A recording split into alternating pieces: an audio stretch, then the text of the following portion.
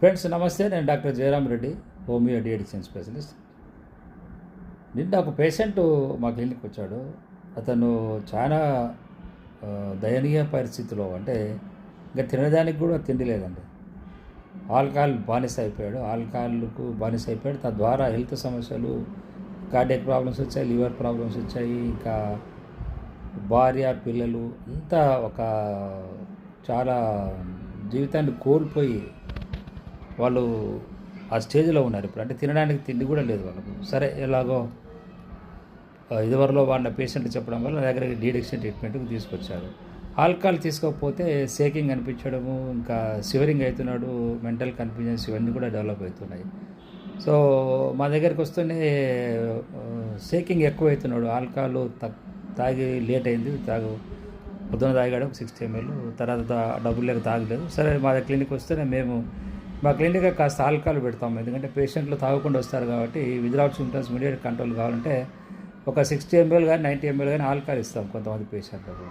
So ఒక 90 ml alcohol ఇచ్చిన తర్వాత కొంత కంట్రోల్ అయిన తర్వాత మాట్లాడుతూ చేస్తూ ఉంటే అతనికి దాదాపు 48 సంవత్సరాల అట్లా వయసు ఉంటుంది. ఈ అబ్బాయి మ్యారేజ్, వీళ్ళు చాలా ఇప్పుడు బీదవాళ్ళు అయ్యారు, కానీ ఇదివరలో ఈ అబ్బాయికి మ్యారేజ్ దాదాపు 20 సంవత్సరాల కిందటనే మ్యారేజ్, 18-20 సంవత్సరాల కిందట మ్యారేజ్ అయింది. మ్యారేజ్ అయినప్పుడు వీళ్ళు ఏం చేశారంటే ఈ అబ్బాయి ఓన్లీ చాలా గ్రాండ్గా చేశారు ఈ అబ్బాయి మ్యారేజ్. ఎంత గ్రాండ్గా అంటే దాదాపు ఆ రోజుల్లో ఓన్లీ ఆల్కహాల్ తాగడానికే వచ్చిన బంధువులకు 20 లక్షల రూపాయలు ఖర్చు పెట్టారు. ఆల్కహాల్ తాగడానికే రకరకాల ఆహార పదార్థాలు ఇలా ఖర్చు, ఫుడ్ విషయం చెప్పడం కానీ ఓన్లీ మందుకే 20 లక్షల రూపాయలు ఖర్చు పెట్టి వాళ్ళు చాలా గ్రాండ్గా పెళ్లి చేశారు. ఆ తర్వాత అబ్బాయి అలా అగ్రికల్చర్ డబ్బు ఉంది, అలా డిపెండ్ అయిపోయి చివరకు జీవితాన్ని కోల్పోయారు. ఆస్తులు అంతస్తులంతా కూడా పోయాయి. ఇప్పుడు తినడానికి తిండి లేదు, ట్రీట్మెంట్ కూడా డబ్బులు లేవు. అటువంటి దయనీయ పరిస్థితుల్లో వాళ్ళు మా దగ్గరికి ట్రీట్మెంట్ కోసం వచ్చారు.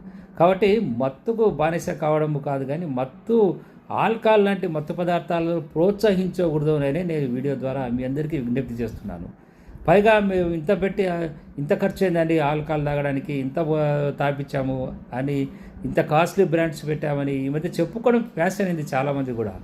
సో ఇది మన సమాజంలో రాంగ్ మెసేజ్ తీసుకెళ్తుంది. కాబట్టి దయచేసి మీరు డబ్బు ఉంది ఖర్చు పెడితే పెట్టండి, కానీ మీరు ప్రాపగండా చేసుకోవచ్చు, దాన్ని పబ్లిసిటీ చేయొద్దు.